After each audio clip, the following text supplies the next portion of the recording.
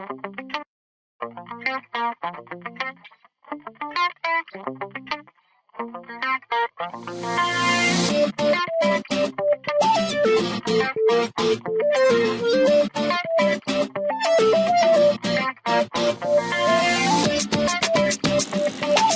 दोस्तों, स्वागत है एक बार फिर हमारे YouTube चैनल जिसका नाम है छत्तीसगढ़ एग्ज़ाम।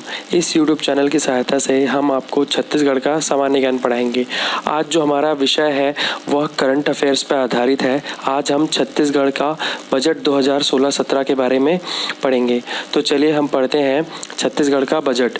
छत्तीसगढ़ के बजट को हमारे मुख्यमंत्री डॉक्टर रमन सिंह ने 9 मार्च 2016 को छत्तीसगढ़ का बजट पेश किया। तो आइए हम देख लेते हैं कि इसकी मुख्य बातें क्या है, मुख्य विशेषता। छत्तीसगढ़ के जो मुख्य बजट की मुख्य विशेषता यह है कि छत्तीसगढ़ राज्य का जो जीएसडीपी है, मतलब ग्रॉस स्टेट डोमेस्टिक प्रोडक्ट, जिसे हम जीडीपी के नाम से ज़्यादा जानते हैं, बट जब हम किसी राज्य के लिए उसको जब बोलेंगे तो हम एस लगा देंगे, एस फॉर स्टेट। जीएसडीपी सकल राज्य घरेलू उत्पाद 2016-17 के लिए छत्तीसगढ़ उत्पाद 2,81,632 रुपये है। हमें यह करोड़ में ये रुपए याद रखने की आवश्यकता नहीं है। हम पिछले साल के जो भी रुपए घोषणा हुई थी रुपए की, उससे इस साल कितना प्रतिशत ज़्यादा है या कम है, हमको बस ये याद रखना है। तो 2015-16 के बजट में जीडीपी का 12% इस साल अधिक है। तो हमें यह 12% याद रखना है कि लास्ट ईयर से इस साल 12% हमारा जीएसडीपी अधिक है, रखा गया है। अब हम अगला देख लेते हैं। 2016-17 के लिए कुल व्यय, जो भी हमारा व्यय होता है, खर्चे होते हैं, वो 70,059 करोड़ रुपए है, जो कि पिछले साल की अपेक्षा 6.3% अधिक है। मैं फिर से एक बार दोहरा रहा हूँ कि आप नंबर्स को मत याद रखिए कि कितने करोड़ हैं, कितने लाख हैं, प्रतिशत में इसको याद रखना बहुत ज़रूरी है। लास्ट ईयर जो हमारे खर्चे थे वो इस साल उससे 6.3% बढ़ गया है। अब हम अगला देख लेते हैं। जो कुल हमारा इनकम है, कुल प्राप्तियां हैं जिसमें उधारी इंक्लूड नहीं है, वो 62,447 करोड़ रुपए था, जो लास्ट ईयर से मतलब 2015-16 के बजट से 4.8% अधिक है। मतलब इस साल हम देखें तो जीएसडीपी हो, चाहे हमारा इनकम हो, चाहे हमारा जो खर्चा हो, एक्सपेंडिचर हो, सभी में वृद्धि हुई है। अब हम कुछ और विशेषताएं देख लेते हैं। वित्त वर्ष 2016-17 के लिए 5,037 करोड़ रुपए जीएसडीपी के 1.8 पर लक्षित है। मतलब जो हमारा राजस्व अधिशेष है वो जितना भी जीडीपी होगा उसका 1.8% पर लक्षित होगा, जो कि 5,037 करोड़ रुपए है। जो हमारा राजकोषीय घाटा है वो जीएसडीपी का 2.9% होगा, जो कि 8,111 करोड़ है। जो हमारा प्राथमिक घाटा है वो जीडीपी का 2% होगा। तो आप बस ये 3 चीज़ याद रखें। राजस्व अधिशेष जो होगा वह 1.8% होगा जीडीपी का।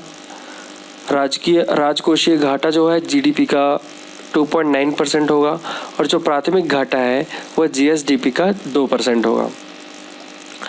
अब जो हमारी सामान्य शिक्षा है, सड़कें हैं, पुल हैं, पेंशन, चिकित्सा और हमारे जो भी सार्वजनिक स्वास्थ्य के विभाग हैं, उसमें 2016-17 के जो बजट है उसमें वृद्धि दी गई है।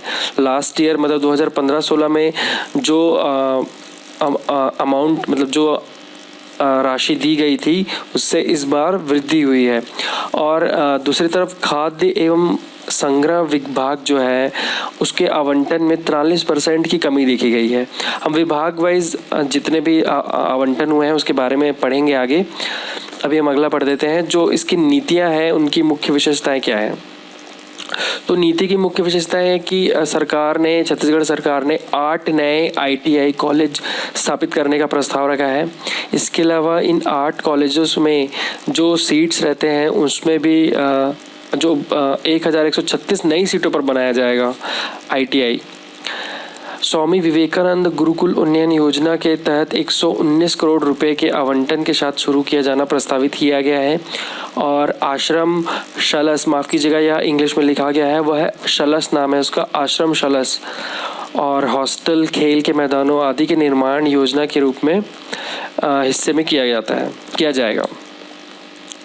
अब हम अगला देख लेते हैं, मूल्य वर्धित कर, जिसको हम इंग्लिश में वैट के नाम से बहुत अच्छी तरह से जानते हैं।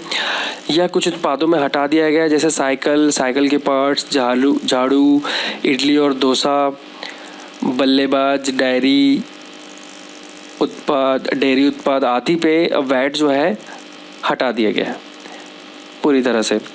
और जो मोबाइल फ़ोन है इस पे जो वैट लगता था 14% लगता था, अब वो सीधा 5% हो गया, मतलब बहुत कम कर दिया गया है। सामान्य वैट दर सभी अनिर्दिष्ट माल पर, मतलब जितने अनस्पेसिफाइड माल हैं, बहुत सारे जो ऐसे चीज़ हैं जिसको कैटेगराइज्ड नहीं किया गया है, जो अनकैटेगराइज्ड है उनमें वृद्धि हुई है। जो कैटेगरी में है उनमें तो हटा दिया गया है बहुत सारी चीज़ों में और कम किया गया है, लेकिन जो अनकैटेगराइज्ड है, अनिर्दिष्ट है, जिसे हम किसी कैटेगरी में नहीं लेते हैं, उसमें 14% था पहले, अब 14.5% की वृद्धि हो गई है। अब 2016-17 में हम व्यय देख लेते हैं। सरकारी व्यय को हम दो भागों में विभाजित कर सकते हैं। पहला है पूंजीगत व्यय, जो संपत्ति और राज्य की देनदारियां होती हैं वो पूंजीगत व्यय में आती हैं।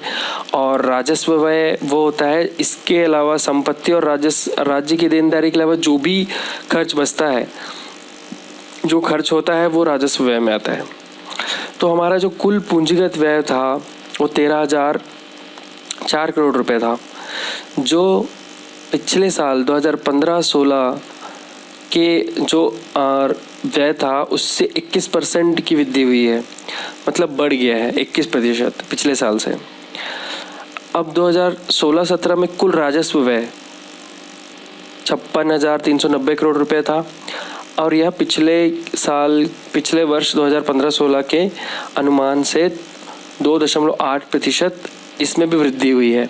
मतलब जो हमारे खर्चे हैं सरकार के, हमारे राज्य के जो खर्चे हैं वह बढ़ गए हैं। इस खर्चों को हमने दो भागों में बांटा है, पूंजीगत व्यय और राजस्व व्यय। दोनों में वृद्धि हुई है। पूंजीगत में 21% की वृद्धि हुई है पिछले साल के मुकाबले और राजस्व व्यय में 2.8% की वृद्धि दर्ज की गई है। अब हम छत्तीसगढ़ के विभिन्न विभाग में किस प्रकार व्यय हुआ है उसके बारे में देख लेते हैं।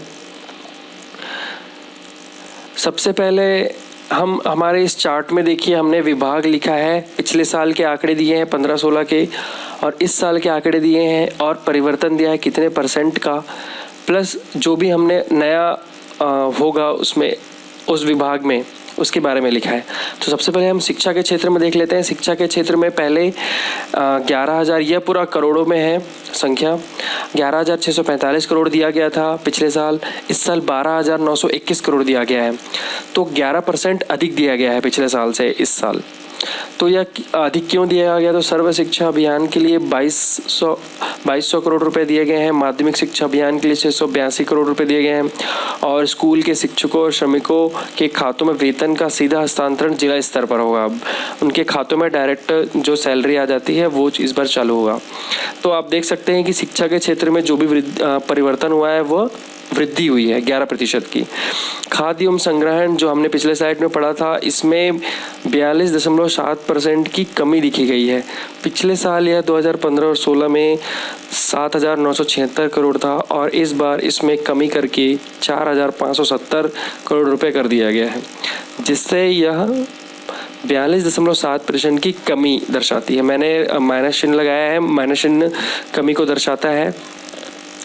60 लाख लाभार्थियों के लिए मुख्यमंत्री खाद्यान्न सहायता योजना के लिए 3,324 करोड़ रुपए का आवंटन किया गया।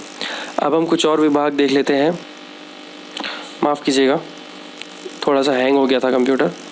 अब हम अगला देख लेते हैं, सड़क और पुल। सड़क और पुल में भी 24.5 की वृद्धि देखी गई है।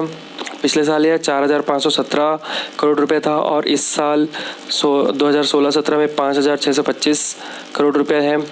तो यह किस लिए एक्स्ट्रा बढ़ गया है 24.5? तो पुलों के निर्माण, सड़कों का उन्नयन आदि के लिए 4,640 करोड़ रुपए का आवंटन किया गया है। अगले 2 साल अधिक सूचना मतलब ST SC और SC के लिए सड़कों का निर्माण किया जाएगा 5,000 किलोमीटर।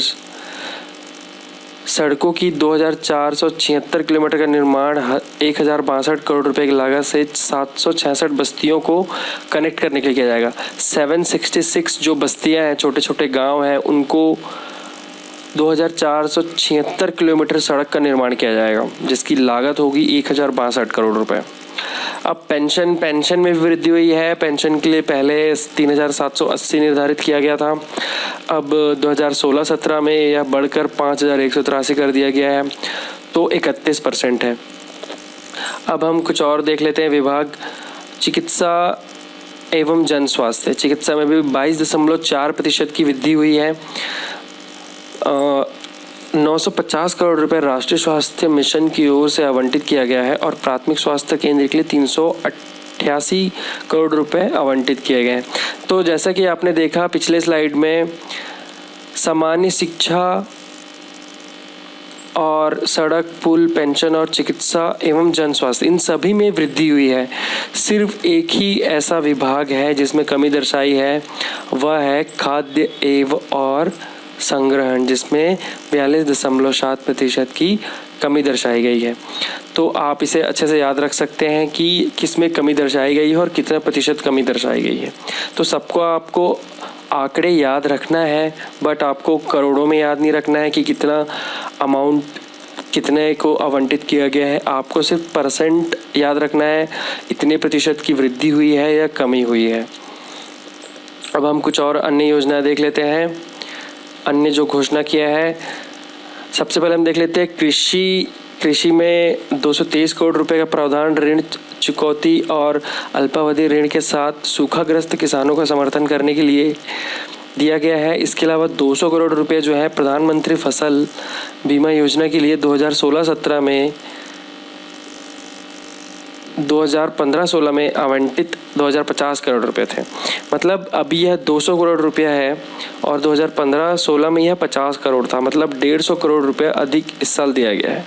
अगला हम देख लेते हैं महिला एवं बाल विकास। महिला एवं बाल विकास के लिए 1,056 करोड़ रुपए बाल विकास सेवा के लिए आवंटित किया गया है। अब ग्रामीण विद्युतीकरण, जो गाँव में बिजली की नहीं होती, उसके लिए सरकार ने क्या किया है, तो मार्च 2017 मार्च तक 4,490 बस्तियों से 795 संयुक्त राष्ट्र के विद्युतीकृत गांवों के विद्युतीकरण के लिए 571 करोड़ रुपए आवंटित किए गए हैं 4,490 बस्तियों को लेकर। ठीक है, अब हम आगे पढ़ लेते हैं, कुछ अन्य घोषणाएं देख लेते हैं, रेलवे से रिलेटेड घोषणाएं देख लेते हैं। भारत सरकार के साथ साझेदारी में रेल लाइनों का निर्माण की दिशा में 50 करोड़ रुपए का आवंटन किया गया है, जिसमें रायपुर और बलौदा बाजार, झारसीगुड़ा और अंबिकापुर, बरवाडीह, वर्गो सहित विभिन्न रेलवे लाइनों का विकास किया जाएगा। यह 780 किलोमीटर की दूरी से राज्य में रेल नेटवर्क की लंबाई में वृद्धि की उम्मीद है।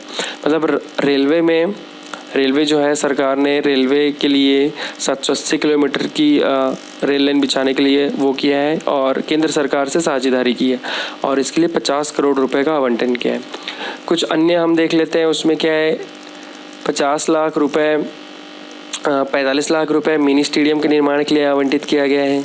80 करोड़ रुपए की आवंटन जो है 74,000 छात्रों को लैपटॉप और टैबलेट उपलब्ध कराने के लिए छत्तीसगढ़ के तहत युवा क्रांति योजना प्रोत्साहित की। मतलब जो आप देखते हैं कि इंजीनियरिंग स्टूडेंट हो या स्टूडेंट्स को पढ़ने के लिए रमन सिंह सरकार ने लैपटॉप्स बांटे जा रहे हैं, उनके लिए 74,000 विद्यार्थियों के लिए जो लैपटॉप लगेंगे उसके लिए 80 करोड़ रुपए का आवंटन किया गया। अब हम जो जितना भी बजट है, अभी हम जो पढ़े थे वो GDP और रेवेन्यू, एक्सपेंडिचर, इस सब के टर्म्स में पढ़ रहे थे। अब हम जो मुख्य बातें पढ़ेंगे वह एक लाइनर पढ़ेंगे जो आपको आसानी से याद रह जाएगा। तो हम जैसे पढ़ते हैं, CM कन्यादान मतलब मुख्यमंत्री कन्यादान योजना के लिए 5 करोड़ दिए गए हैं। जगदलपुर मुंगेली में खेल परिसर बनाया जाएगा।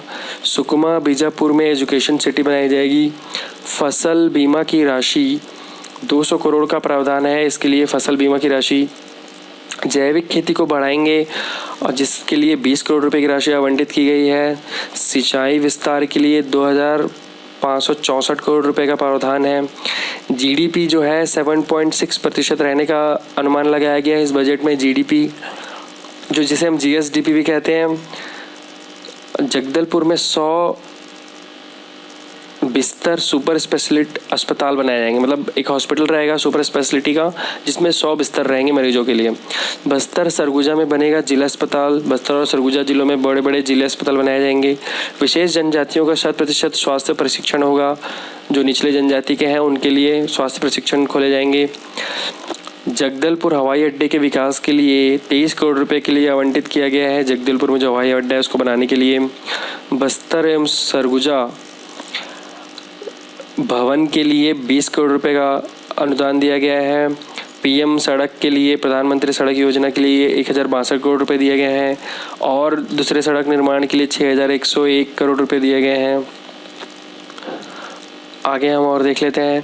23,000 तेंदुपत्ता संग्राहक परिवार को राहत मिलेगी। मतलब 23,000 परिवार ऐसे हैं जो तेंदुपत्ता के पूरे बिजनेस पे निर्भर करते हैं, उनके लिए राहत के लिए कुछ बजट में पेश किया गया है। रेल लाइनों का विस्तार किया जाएगा जिसके लिए 55 करोड़ अंश पूंजी के लिए दिया गया है। सुकमा में परिवहन कार्यालय बनेगा।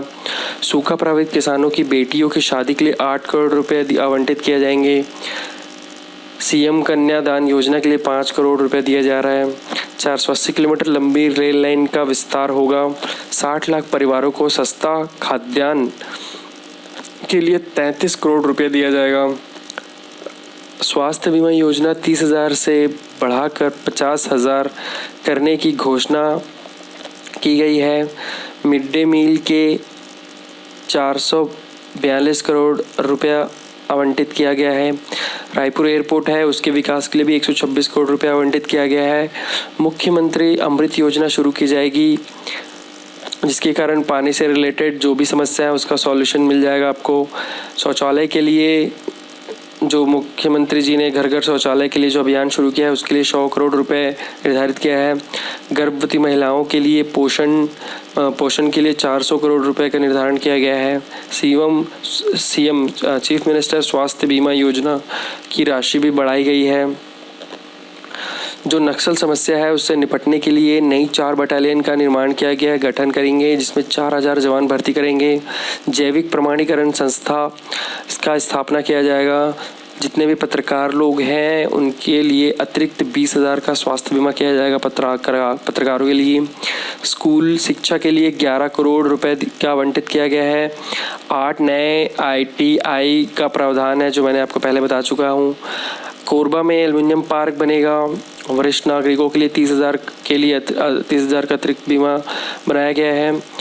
नए गांवों में बिजली के लिए 541 करोड़ रुपए दिया गया है। 5 आदर्श आवासीय महाविद्यालय की स्थापना की जाएगी। सबके प्रवास हेतु 400 करोड़ का प्रावधान किया जाएगा और रायपुर में सीवरेज के लिए 225 करोड़ रुपए आवंटित किए गए हैं। तो ये सब बजट के मुख्य बातें हैं। इतना सब अगर इनमें से सब लागू हो जाएगा तो छत्तीसगढ़ भी एक बहुत बड़े स्टेट बन जाएगा। अब देखते हैं ये कब तक लागू होगा और कब तक बनेगा। अभी तो सिर्फ बजट की घोषणा हुई है। तो अगर आपको कोई भी डाउट है बजट से रिलेटेड या आप ये पूरे बजट जो आप इसमें देख रहे हैं वीडियो में, अगर आपको इसकी सॉफ्ट कॉपी चाहिए PDF कॉपी तो प्लीज़ मेरे YouTube चैनल पे आप सब्सक्राइब करें, कमेंट करें और पसंद आए तो लाइक कीजिए, शेयर कीजिए और थैंक यू।